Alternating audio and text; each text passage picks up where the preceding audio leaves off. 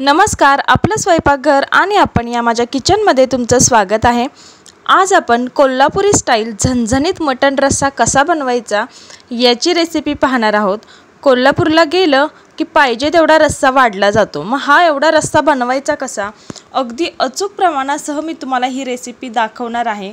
तुम्ही पाहू शकाल मस्त अशी खळखळून आमटी तयार झालेली आहे।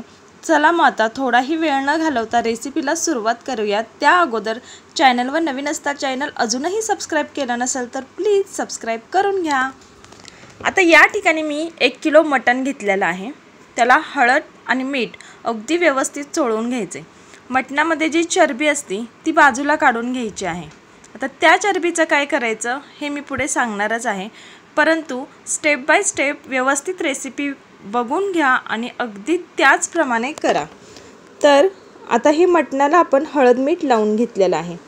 त्यानंतर गॅसवर पातेलं ठेवलेलं आहे, त्याच्यात चमचाभर तेल घातले आणि 1 कांदा उभा चिरून घेतलेला आहे। आता अगदी थोडासा तो लालसर होईपर्यंत परतून घ्यायचा। त्यानंतर त्याच्यात चरबी टाकायची आहे। चरबी देखील व्यवस्थित परतून घ्यायची। आता अशी चरबी परतून घेतल्यामुळे काय होतं, ज्या चरबीला तेल सुटलेलं असतं त्याच्यामुळे मटणाला जबरदस्त चव येते। आता त्यानंतर आपण त्यामध्ये मटण घातलेलं आहे। मटण छान परतून घेतलं। आता पातेल्यावर एक ताट ठेवायचं, 1 ते 1.5 ग्लास इतकं पाणी ओतायचं। ते गरम झाल्यानंतर मटणाला देखील छान पाणी सुटले, ते गरम पाणी सुद्धा त्या मटणामध्ये ओतायचं। असं 2 ते 3 वेळा करायचं।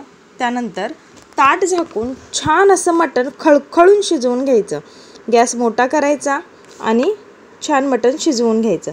आता मसाला बघा, इथे मी मुठभर कोथिंबीर, ओलं खोबरं, मोठा 1 कांदा, मोठा 1 टोमॅटो, लसूण, अद्रक आणि 4 हिरव्या मिरच्या घेतलेल्या आहेत। आता हे पाणी न टाकता छान असं बारीक वाटून घ्यायचं आहे। आता पाणी ह्याच्यासाठी घालायचं नाही कारण त्याच्यामध्ये टोमॅटो आहे। आता मटण शिजेपर्यंत आपण फोडणीची तयारी करूयात। कढई गॅसवर ठेवलेली आहे, त्यामध्ये 2 चमचे इतकं तेल घातलेलं आहे आणि त्यामध्ये हा वाटलेला मसाला घालायचा आहे। आता मसाल्यामध्ये काहीही न घालता छान अगोदर परतून घ्यायचं आहे। असं केल्यामुळे काय होतं, मसाला पटकन शिजला जातो। त्यानंतर त्यामध्ये हळद, लाल तिखट, आता लाल तिखट इथं मी मोठे 4 चमचे घातलेले आहेत।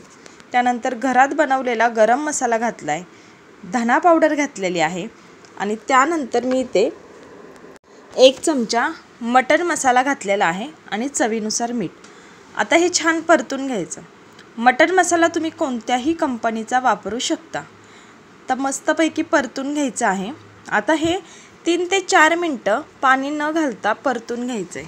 त्यानंतर थोडंसं पाणी घालून हा मसाला व्यवस्थित शिजवून घ्यायचा। जेवढा तुम्ही मसाला व्यवस्थित शिजवून घेताल तेवढी तुमची भाजी छान चवीला आणि सरसरीत अशी एकजीव होईल।